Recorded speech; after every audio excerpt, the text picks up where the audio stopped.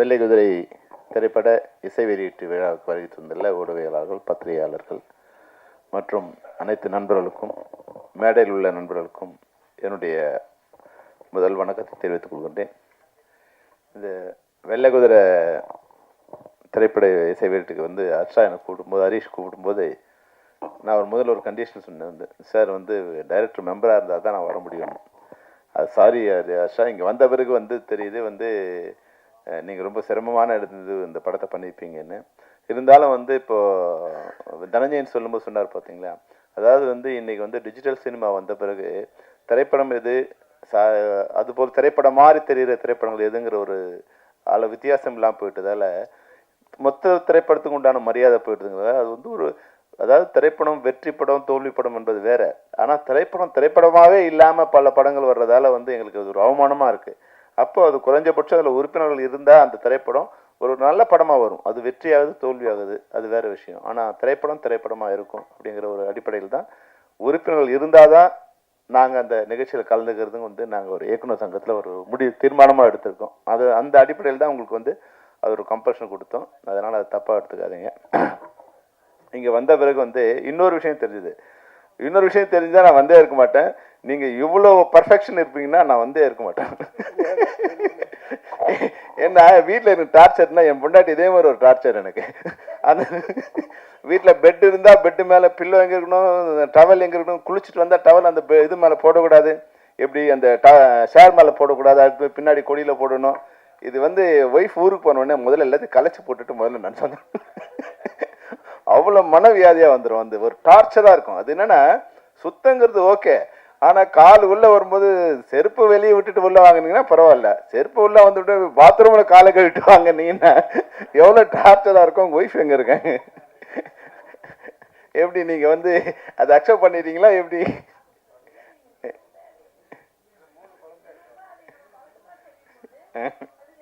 Regular ஆயிடுச்சு. இல்லை விரும்பி பண்ணீங்களா வலிஞ்சு பண்ணீங்களான்னு தான் கேட்குறாங்க.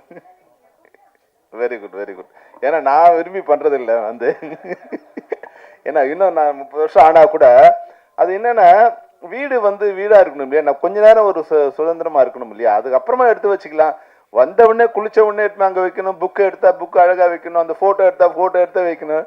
எங்க நண்பர்லாம் வருவாங்க, நீங்க எங்க ஒய்ஃப் வரும்போது என் வீடு எப்படி இருக்கும், எங்க ஒய்ஃப் இல்லைன்னா வீடு எப்படி இருக்கும்னா, வீடு எங்கள் ஒய்ஃப் இல்லைன்னா ஜூ மாதிரி இருக்கும், அப்படியே வந்து கலைஞ்சி கிடக்கும். என் ஒய்ஃப் வந்தாங்கன்னா வந்து ஒரு லைப்ரரி மாதிரி இருக்கும், எல்லாம் அடுக்குன இடத்துல அப்படி நீட்டாக இருக்கும், செப்பல் இருக்க வேண்டிய இடத்துல இருக்கும். அது வந்து எனக்கு கொஞ்சம் கஷ்டம் அது. அதனால் நீங்கள் பரவாயில்ல, உங்கள் ஒய்ஃபும் நீங்கள் அதை செட் பண்ணிட்டீங்க, அதனால் உங்களுக்கு வாழ்த்துக்கள். மற்றபடி இந்த வெள்ளை குதிரை வந்து நிச்சயமாக அதை பார்க்கும்போதே வந்து அந்த இவ்வளோ ஆரம் இருக்குது உங்களோட மகுடத்தில் இத்தனை வைரங்கள் இருக்குது. 1 2 3 4 5 6 7 8 9 54 இது இருக்கு உங்க வைரங்கள் உங்க மகுடத்தில் இருக்கு. நிச்சயமா தமிழ் ரசிகர்களும் வந்து அதுக்கான மகுடத்துக்கு உங்க மகுடத்தில் ஒரு வைரக்கல் வைப்பாங்கிறதுல எந்த விதமான சந்தேகமும் இல்லை. ஏன்னா திரைப்படங்கள் வந்து 2 திரைப்படங்கள் இருக்கு. ஒன்று வந்து கமர்ஷியலா, இப்போ நான் அப்படிதான் படம் போடுறேன். இது மாதிரி படங்கள் நான் வந்து பார்த்ததோடு சரி. ஏன்னா எங்கள் இன்ஸ்டியூட்டில் முதல்ல போகும்போது இந்த படங்கள் தான் உலக படங்கள் தான் எங்களுக்கு முதல்ல காமிப்பாங்க, இதுதான் திரைப்படங்கள் அப்படின்னு காமிப்பாங்க. அப்போ பார்த்து எனக்கு பயம் வந்துடுச்சு, இந்த படங்கள் நம்ம பார்த்ததே இல்லை இது வரைக்கும். நான் வந்து எனக்கு 22 வயசு நான் உள்ளே போகும்போது, அப்போ இந்த மாதிரி படங்கள் நான் பார்த்ததே இல்லை அப்படின்னு. ஒரு 100 படங்கள் பார்க்கும்போது முடிவு பண்ணால் வெளியே வரும்போது இது மாதிரி படங்கள் நம்ம பண்ணக்கூடாதுன்னு முடிவு பண்ணேன். ஏன்னா அது எனக்கு அந்த வயசு வரைக்கும் நான் அந்த படங்கள் பார்த்ததில்லை. ஆனால் என்ஜாய் பண்ணுறதுக்கு வந்து அதான் வந்து நேற்று ஒரு படம் பார்த்தேன். நான் வந்து பாரதி ராஜா சார் ஒரு படம் பார்த்தேன், முதல் மரியாதைன்னு ஒரு படம் பார்த்தேன். முதல் மரியாதை படத்துக்கு 2 விஷயம் இருக்குது. ஒன்று வந்து 1985 அந்த படம் ரிலீஸ் ஆச்சு. அப்போ நான் வந்து திரைப்படக் கல்லூரியில் வந்து மாணவனாக படிச்சுட்ருக்கேன். அப்போ Manivannan sir assistant director sir வந்து, அப்போ அவர் எடிட்டர் கந்தசாமிங்கிறவர் நான் உதவியாளராக ஒர்க் பண்ணிட்டுருக்கேன். படிச்சுட்டு இருக்கும்போது அவர் மணிவண்ணன் சார்கிட்ட என்னை வந்து ரெக்கமெண்ட் பண்ணி சேர்த்து விட்டார். அப்போது யார் நீ என்னன்னா, நம்ம திரைப்படக் கல்லூரி படிச்சிருக்கேன். அப்படியா, சரி பார்க்கலான்னாரு. ஒரு 2 மாதம் கழிச்சு சொன்னார், சரி ஒரு நாள் நம்ம படத்துக்கு போகலான்னு என்னை கூப்பிட்டு போனார். 1985 அது ஜூன் நினைக்கிறேன், ஜூன் மாதம் மே ஜூனில் நினைக்கிறேன்.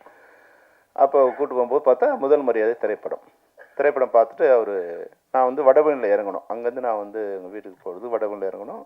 குட்லக் தேட்டரில் படம் பார்த்து ஏற்றி வந்துட்டு இருந்தார். வரும்போது படம் எப்படிலாம் இருக்குன்னு கேட்டு இருந்தார். படம் நல்லா இருக்குன்னு சொன்ன உடனே அம்பேத்கர் சார் என்ன படம் கார் வந்துட்டு இருந்து கார் நிறுத்திட்டார். இது படம் நல்லா இருக்கா அப்படின்னாரு. ஆமாம் சார் படம் ரொம்ப நல்லா இருக்கு சார். யோ கார் விட்டுருங்க ஏன்னாரு. நீங்களாம் எப்படியா டைரக்டர் ஆகணும், இதெல்லாம் ஒரு படம், இந்த படம் நல்லா இருக்கும் வேற சொல்கிறாரு. எப்படி இல்லை சார் நல்லா இருக்குன்னு சொன்னேன். இந்த படம்லாம் ஐயோ ஒரே போர் அடிக்குது, கிழவன் காதலை யாரையா பார்க்கறது இதெல்லாம் அப்படின்னாரு. இல்லை சார் படம் நல்லா இருக்கும். அப்படியா ஒன்று பொண்ணு படம் ரிலீஸ் ஆகட்டும், படம் ஒன்றா நீ எங்கிட்ட வா, ஓடலன்னா அப்படியே போயிடு அப்படின்ட்டார். படம் வந்து 2 மாதம் கழிச்சு தான் ரிலீஸ் ஆச்சு. அது வந்து நான் பார்த்து 2 மாதம் கழிச்சு. நான் டெய்லி கோயிலுக்கு போடுறது எப்படியாவது இந்த படம் ஓடிடணும் அப்படின்னு டெய்லி கடவுளை ப்ரே பண்ணுவேன். என்னோட பிரார்த்தனையோ இல்லை உண்மையாக படத்தோட இதுவும் வந்து படம் சூப்பர் டூப்பர் ஹிட்டு. ஒரு ஒரு 3-4 நாள் கழிச்சு உடனே என்னை வர சொன்னார். அவரே வர சொன்னார். வர சொல்லி வாயா எப்படி என்ன அந்த படம் உனக்கு பிடிச்சிருந்து. நான் சொன்னேன் சார் இந்த படம் வந்து உங்களுக்கு வந்து பாரதி ராஜேஸ்வரியம். அவர் என்ன சொல்கிறாரு, அவர் எங்கள் டைரக்டர் கதையை எடுத்திருக்காரு அவர் அப்படிங்கிறார். எனக்கு பாரதி ராஜேஸ்வர் சார் தெரியாது. அவர் குடும்ப வாழ்க்கையோ அவரை பற்றி எதுவுமே எனக்கு தெரியாது. ஒரு டைரக்டர் தான் தெரியும். ஆனால் நான் படம் பார்க்கும்போது எனக்கு வந்து அது அப்படியே வந்து என்னை மிஸ்மரைஸ் பண்ணிடுச்சு, உள்ளத்தை உருக்குது சார் அந்த படம். 4-5 இடத்துல நான் அழுதுட்டேன் சார் அப்படின்னு சொன்னேன். அப்புறம் வந்து யூத்ஃபுல்லாக வேறு படம் இருக்குது, சாங்ஸ் வேறு இதுவாக இருக்குன்னு சொன்னேன். சரி நான் அதுக்கப்புறம் பார்த்தேன். அப்புறம் 40 வருஷம் கழிச்சு நான் அந்த படத்தை நேற்று பார்க்குறேன் மறுபடியும். அப்போ தான் முதல்ல பார்த்தேன், நேற்று 2வது படம். நாங்கள் ஒரு 1000 ஸ்டூடெண்ட்ஸ் அதில் வந்து எல்லாமே வந்து விஸ்காம் படிக்கிற ஸ்டூடெண்ட்ஸு, எல்லாம் 18-19 வயசு.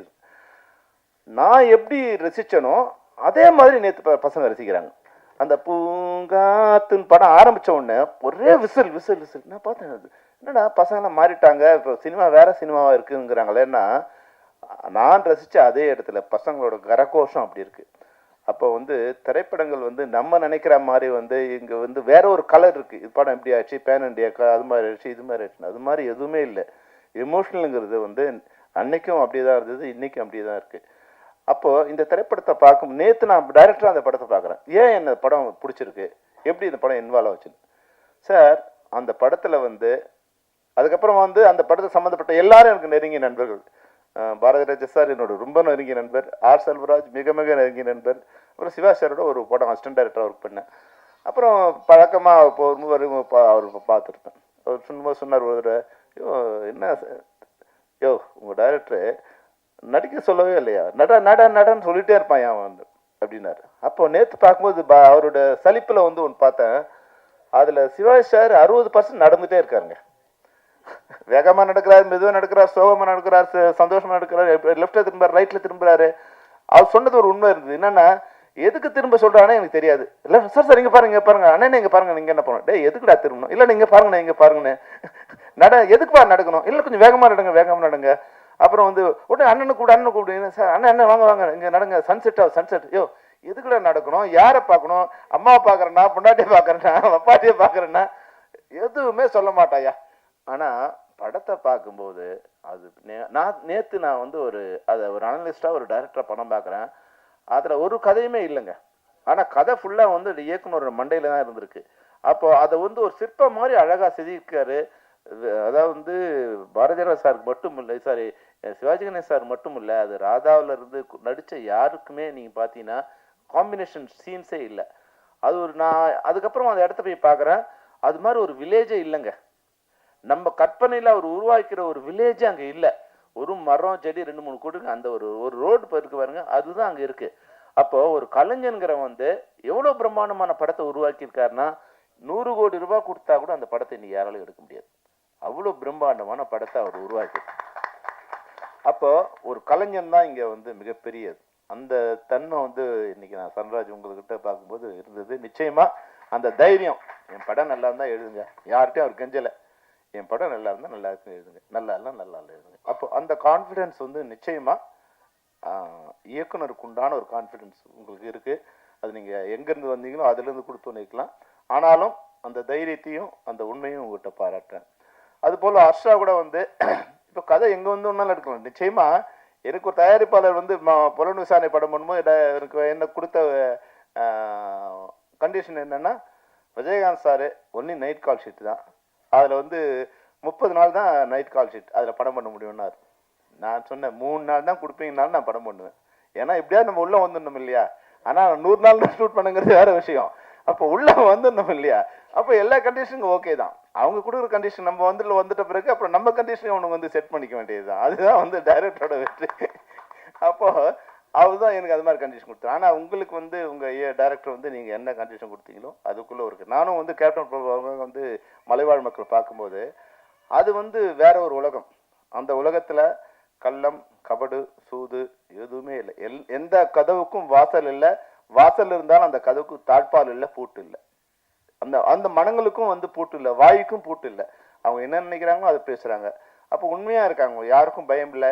நாளைக்கு சொத்து சேர்க்கணுங்கிற அவசியம் இல்லை. அவங்களுக்கு என்ன காடு இருக்கு, ஏதாவது வேணும்னா போய் காட்டில் தேன், இந்த மலை தேனியோ இல்லை விலங்கோ இல்லை ஏதோ ஒன்று கொண்டு வந்து அவங்க அன்னை தேவைக்கு மட்டும்தான் அவங்க ஒரு ஒரு ஒரு அனிமல் மாதிரினா நான் தவறா சொல்ல.